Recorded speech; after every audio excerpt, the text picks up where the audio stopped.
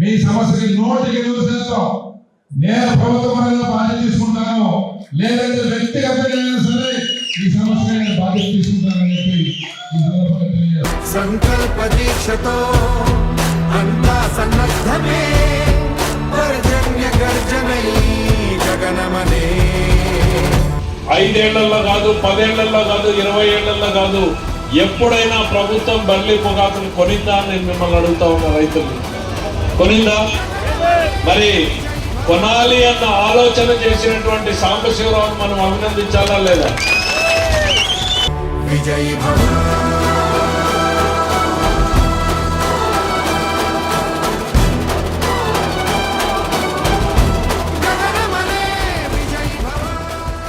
ఈ విజయం మా అందరి విజయం కాదు, మా సోదరుడి విజయం.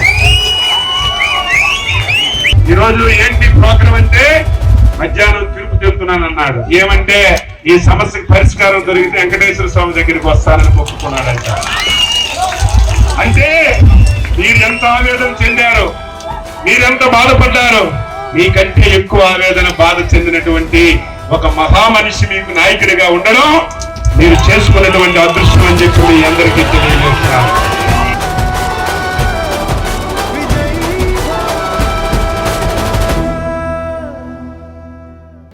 ఒక రకంగా చెప్పాలంటే దేవుళ్ళలాగా, రైతుల పాలిటి దేవుళ్ళలాగా ఆయన ఈ బృహత్తరమైన కార్యక్రమాన్ని ఆయన భుజాల మీద తీసుకొని ప్రజలకు సేవ చేయాలా అనే ఇది సహజంగా ఏ 100 మందిలో ఒకరికే కలుగుతుంది.